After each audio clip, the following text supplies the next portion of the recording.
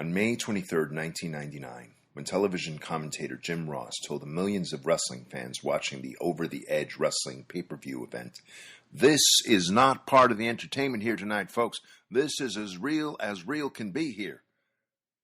The veil that shades what is real in wrestling from reality as the rest of us know it was lifted. Shortly after the accident in the ring, with all the gravitas befitting the circumstance, Jim Ross announced Owen Hart had died from his unharnessed 78-foot fall into the ring. One would think the tragedy of a 34-year-old husband and father of two, plunging to his death before a live audience at the Kemper Arena in Kansas City, Missouri, would be enough to bring the show to a screeching halt. But it was not. Wrestlers continued fighting each other on the still blood-stained mat as if nothing disastrous had happened mere minutes before their matches. Whether or not these grapplers knew of Owen's death makes not a bit of difference. They had received their marching orders. The show must go on. This was a missed opportunity for the WWE and its owner to show some much-needed compassion to Owen's family, friends, and fans. Why not stop the event in its entirety and own up to reality? Why not break from the wrestling storyline to acknowledge the passing of a fellow wrestler, a fellow human being? Why not say no to the invincible powers that be and stand in the ring united for a fallen comrade? What a moment of solidarity that would have been, huh? Okay, you're not a sport, you're sports entertainment. Well, what about entertainment? If I'm watching a Broadway show and the actress dies on stage during the performance, I know I don't want to sit through the rest of it.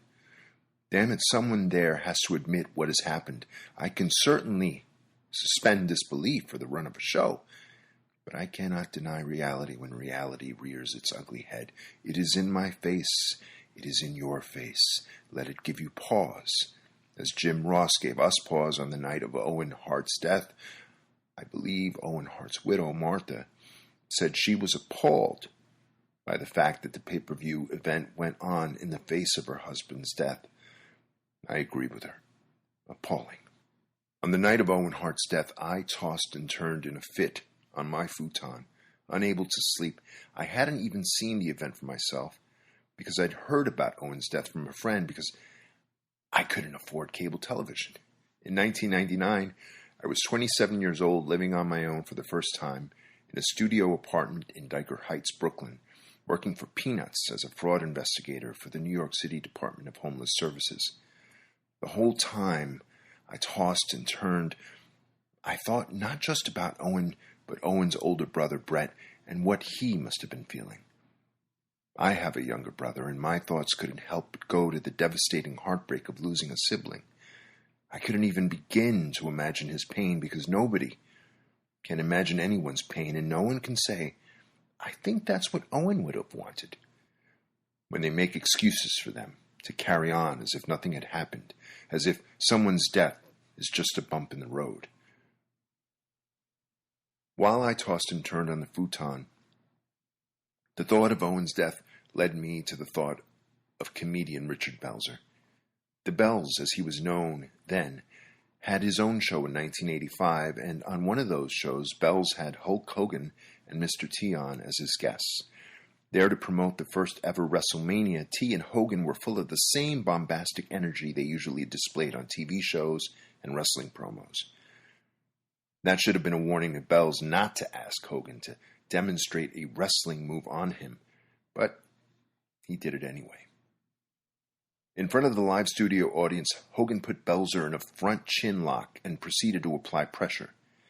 Watching the YouTube video of this maneuver, I could actually hear Belzer's neck crack as Hogan wrenched upward, lifting Belzer's feet slightly off the ground and then dropping the lanky sunglasses, wearing Belzer to the stage floor where he lay motionless for about 30 seconds to the studio audience's audible dismay, before Hogan roused Bells with slaps to the face and one quick pull on Belzer's arm to get him to his feet. Still in shock and not missing a beat, Belzer hops up and says, "We'll be right back after these messages from you-know-who." The segment cuts to a commercial, but you can clearly see the smattering of blood on the collar of Belzer's suit jacket as he turns his back to the camera and heads backstage. The blood came from the splitting of Belzer's head when it smacked the hard wooden stage floor after Hogan released him from the sleeper hold. So many years later, we're all hip enough to kayfabe, pro wrestling's attempt to make everything in its world seem real, to know that wrestlers like Hogan sometimes went out of their way to make wrestling appear real to all the non-believers out there. Thin and tall comedians and porn stash reporters being the worst of all the non-believers. We now know how adamant wrestlers were about defending the pretense, upholding the lie. If anyone went about questioning wrestling's veracity, they were sure to meet with some physical proof to teach him or her otherwise. There was no greater evidence of that approach than the physical attack on 2020 reporter John Stossel. I did not want to think about that particular incident, but my mind was on a roll, as it always is whenever I can't sleep. Thinking about Belzer led to thinking about Stossel, and then my brain was on a loop. Here's the loop. Stossel tells Dr. D. David Schultz he thinks wrestling is fake. Offended by Stossel's remark, Dr. D says, "You think it's fake?" Then whips a swift slap to the side of Stossel's head. The stunned Stossel gets up off the floor, barely maintaining eye contact with Schultz, as Schultz says, "What the hell's wrong with you? That's an open-hand slap, huh? You think it's fake?" Schultz slaps Stossel again, harder than the first time. Coming to his senses, Stossel finally decides to run before Schultz can open-hand slap him a third time. In an interview with the Title Match Network titled "Why I Slapped John Stossel" on 2020, Dr. D. David Schultz claimed Vince McMahon ordered him to stay in character and blast Stossel because he was making a joke of the business. Schultz said McMahon was pleased with his handiwork, bitch-slapping a pesky reporter who dared question the veracity of the wrestling biz. To hear Schultz tell it, McMahon had not only ordered the attack on Stossel, but had also gone out of his way to implicate Schultz as a serial attacker of reporters. It's an interview that reveals a lot about how far wrestling, and in particular Vince McMahon, would go to protect the verisimilitude of the sport. That is, until it became sports entertainment, only 1 year after the slap heard round the world. The sports entertainment moniker appeared after 1989, when a WWF official went on the record before the New Jersey State Senate to say wrestling was not a true athletic contest, but pure entertainment, scripted like any other TV or radio show. With that testimony, the Senate deregulated wrestling in New Jersey, and other states followed suit. So now it could be told, wrestling was fake. No two ways about it. Did this stop me and millions of other fans from watching? No way. If anything, it gave us all even more justification for watching. We were watching for the athleticism of the wrestlers and the operatic storylines, while Vince McMahon was probably more interested in avoiding the taxations of state athletic commissions and the legal ramifications of the Stossel debacle than coming clean about wrestling. He had to have felt some relief not having to lie about the sport, just as it was a relief for the fans. Wrestling's entertainment value could now be lauded instead of constantly defended. It didn't take long for other wrestlers to come forward about the fakery of their art, while others continued to be stringent about towing the party line, that wrestling was as real as the open-handed palm to your ear, and still others tried to have it both ways. In his autobiography, In the Pit with Piper, Rowdy Roddy Piper wrote, "I was Roddy Piper. Nothing about me or my life was a show. Professional wrestling is not phony. The outcome may be predetermined, yes, but how you get there." And I totally got that. Because you can be truthful about doing something that isn't true. It sounds like something out of method acting, but it makes sense that those are real tears on stage, even if the context for the crying is pure artifice. So yes, Rowdy Roddy Piper is no phony, and what he does is not fake. What he did was not fake. Thinking about Roddy, and still struggling to get to sleep, I thought about the infamous feud between Roddy and Jimmy Superfly Snuka, or rather the catalyst for their feud. It's 1984, and in 3 years, Morton Downey Jr. will pretend to pioneer the trash TV format, berating his guests and resorting to fisticuffs when necessary. But for now, there's only Rowdy Roddy Piper and his WWF weekly interview segment where he interviews other wrestlers, but also insults them and attacks them in the process. Jimmy Superfly Snuka was Piper's guest on March 28, 1984. During this segment, Piper denigrated Snuka's Fijian ancestry, because Snuka was from the Fijian Islands, with incessant put-downs about Fijian women and Fijian culture. Fed up with the insults and the actual bananas Piper was throwing at him, Snuka rose to his feet to put his mic down and square up with Piper, when Piper suddenly cracked a coconut on the back of Snuka's skull. Crashing into the Piper's Pit set piece and sprawling onto the floor, Snuka struggled to get to his feet. Piper removed his kilt belt and began whipping Snuka's back. Between lashes to Snuka's back, Piper yelled, "Come on, boy!" And an ugly scene got even uglier. By the time the bloodied and ballistic Snuka got to his feet and ran toward Piper, Piper had managed to flee behind a steel door he shut behind him. Just like any cool villain would, right?